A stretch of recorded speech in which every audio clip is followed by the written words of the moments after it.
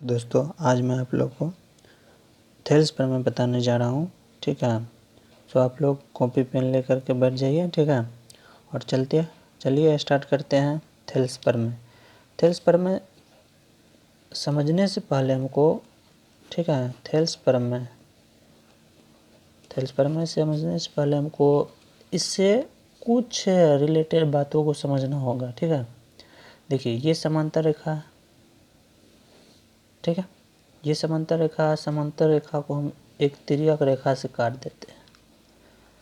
तिर्यक रेखा हो गया, मान लेते हैं ए पी और क्यू तिर्यक रेखा है, ठीक है ना।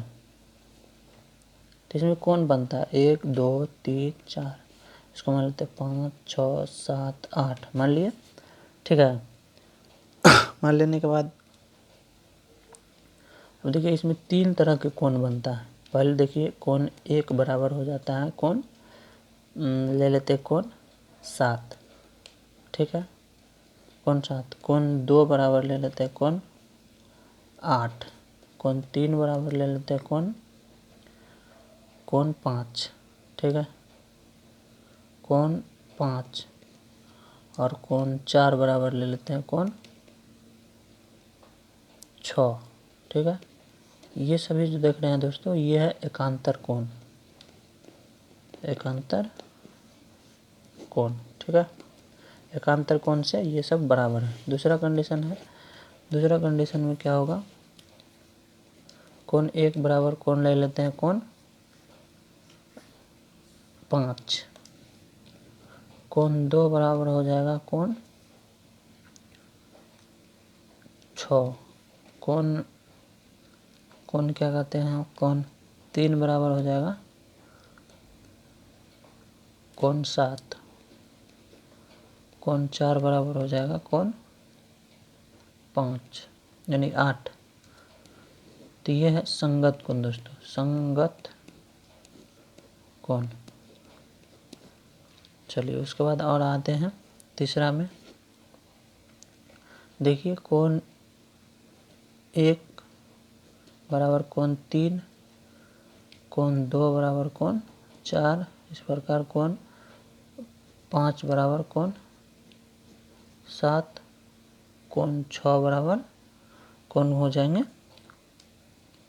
कोण 6 बराबर कोण 8। इसको हम कहेंगे शीर्षाभिमुख, क्या कहेंगे, शीर्षाभिमुख कोण। ये शीर्षाभिमुख कोण से ये तभी हो सकता है दोस्तों जब ये दोनों रेखा समांतर होगा, ठीक है। जब ये क्या होगा, दोनों रेखा समांतर होगा, तभी ये तीनों कोण कंडीशन बनेगा, ठीक है। 3 तरह के कोण बनता है। तो देखिए एकांतर कोण कहते हैं तिर्यक रेखा के अपोजिट एक लेफ्ट और एक राइट साइड में जो सेम कोण दिख रहा है, आपको दिख रहा है, वो एकांतर कोण होता है, ठीक है। देखिए कोण ये और कोण ये तिर्यक रेखा के अपोजिट साइड यानी कि उल्टा साइड में ये वाला है, ठीक है। तो इसको हम कहते हैं तिर्यक एकांतर कोण, ठीक है। एकांतर कोण कहते हैं। और ये अंदर में जो है, रेखा के अंदर में जो बना हुआ तिर्यक रेखा के अंदर यानी कि समांतर रेखा के अंदर में, यानी कि कोण 3 बराबर कोण 5, कोण 6 बराबर कोण 4, ये है, ये तो आपको है अंतः एकांतर कोण। अंतः एकांतर कोण से ये सब क्या है, होते हैं। तो आप समझ लीजिए, आप देखिए ये सब, ये जो दिख रहा है कोण 4 बराबर कोण 6 और कोण दिख रहा है कोण 3 बराबर कोण 5, ये सब अंतः एकांतर कोण है। क्या है, अंतः एकांतर कोण, आप समझ लीजिए। और ये जो दोनों है ये बाह्य एकांतर कोण है, बाहर से है इसलिए बाह्य एकांतर कोण है। चलिए दोस्तों, अब ये समझ लेने के बाद और एक पॉइंट है थेल्स पर में जानने के लिए। ये देखिए ये क्या है, समांतर रेखा है, ठीक है। और समांतर रेखा में 2 बिंदु ले लेते हैं ए और बी, ठीक है। और ए और बी बिंदु से अगर कितनों भी त्रिभुज हम बनाते हैं, लेकिन यही होना, ए और बी से कितनों भी त्रिभुज बनाते हैं, मान लेते यहाँ से लेकर के यहाँ तक बना दिए, इसको मान लेते पी, इसको मान लेते क्यू, और यहाँ से लेकर के यहाँ बनाए और फिर इसको मिला दिए, तो ये भी क्या हो गया, पी क्यू आर मान लेते हैं। यानी कि और जितना भी यही इसी रेखा पर, इसी यानी इसको बेस मान लेते हैं। तो एक ही बेस पर आने पर यानी कितनों भी त्रिभुज बनाते हैं तब क्या होता है, उसका सारे त्रिभुज का क्षेत्रफल समान होता है। यानी कि त्रिभुज ए बी पी बराबर त्रिभुज का क्षेत्रफल बराबर त्रिभुज ए बी किसका, ए बी क्यू का, ए बी क्यू मान लेते हैं। इसी तरह से त्रिभुज ए बी बराबर होगा यहाँ पर, ठीक है, ए बी क्यू आर। ये तीनों त्रिभुज आपस में क्या होंगे, बराबर। कब, इसका क्षेत्रफल आपस में बराबर नहीं, इसका क्षेत्रफल बराबर होंगे। नहीं, तीनों का क्षेत्रफल बराबर होंगे, ठीक है। चलिए दोस्तों, इतना जानने के बाद हम जानते हैं थेल्स प्रमेय। थेल्स प्रमेय क्या होता है, ये देखिए, ये क्या रखा है, ये एक त्रिभुज है, ठीक है, एक त्रिभुज है ए बी सी मान लेते हैं। तो थेल्स प्रमेय क्या कहते हैं, आप लिख लीजिए, ध्यान से सुनिए। किसी त्रिभुज, मान कोई भी त्रिभुज क्यों ना हो, किसी त्रिभुज में एक भुजा, कोई 3 भुजा है तो किसी एक भुजा के समांतर है ना, एक भुजा के समांतर खींची गई रेखा अन्य 2 भुजा को जिन बिंदु पर प्रतिच्छेद करता है, यानी कि इसको देखिए ना, ए बी को और ए सी को मान लेते हैं पी बिंदु और क्यू बिंदु पर प्रतिच्छेद किया, तो ये अन्य 2 भुजा को जिन बिंदु पर प्रतिच्छेद करते हैं वे समानुपाती हो जाते हैं। समानुपाती करने का मतलब है कि ए पी बटा क्या हो जाएंगे, पी बी बराबर ए क्यू बटा क्यू सी, यानी कि ए क्यू बटा क्यू सी हो जाएंगे। ये हो जाता है संगत भुजा समानुपाती हो जाते हैं। आप समझ गए होंगे। फिर से सुनिए, किसी त्रिभुज में एक भुजा के समांतर खींची गई रेखा अन्य 2 भुजा को जिन बिंदु पर प्रतिच्छेद करता है वे एक समानुपाती हो जाता है, ठीक है। चलिए दोस्तों, अब हम समझते हैं इसका प्रमेय को, इस प्रमेय का सिद्ध कैसे किया जाता है। सिद्ध कैसे किया जाता है तो हम देखिए, इसको बनाने में तो टाइम लगेगा, इसलिए बना है और यहीं पर हम आपको समझा देते हैं, ठीक है। तो ये रहा आपका बना हुआ, इसमें भाषा भी लिख दिए हैं, ठीक है।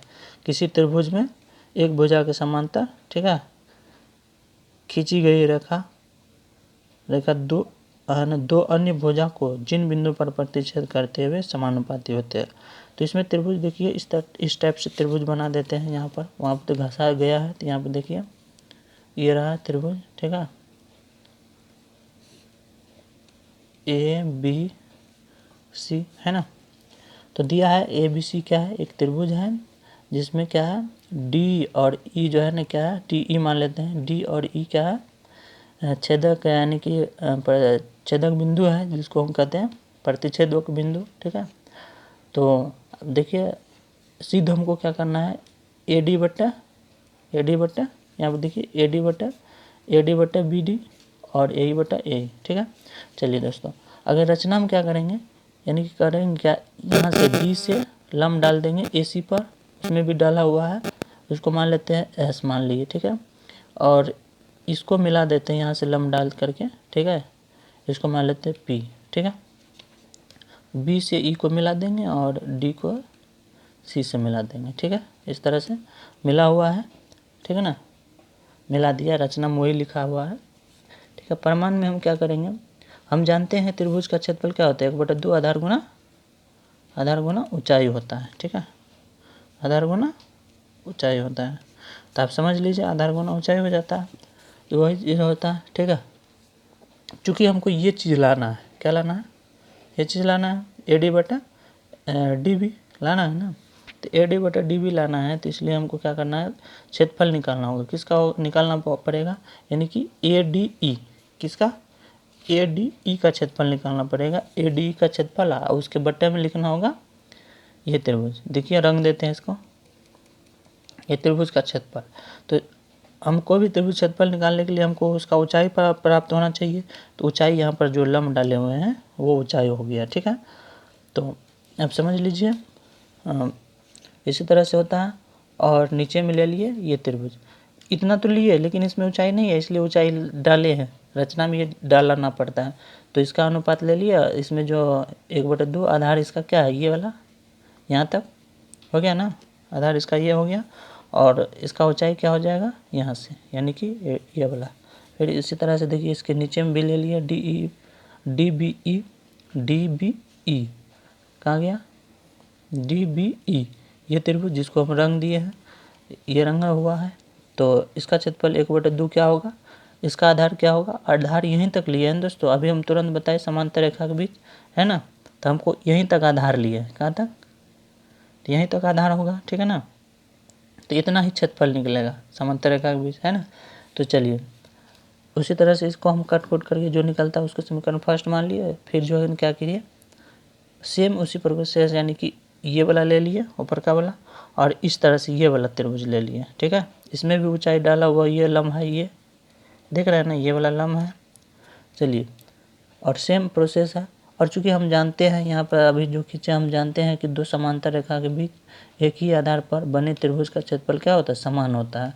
अर्थात कहने का मतलब है कि त्रिभुज DEB यानी DE और B ये त्रिभुज, ठीक है ना, और साथ ही बराबर हो जाएंगे DEC ये त्रिभुज, ठीक है, ये वाला, तो दोनों त्रिभुज क्या हो जाएंगे, बराबर हो जाएंगे, क्योंकि समांतर रेखा इससे पहले जस्ट बताया है।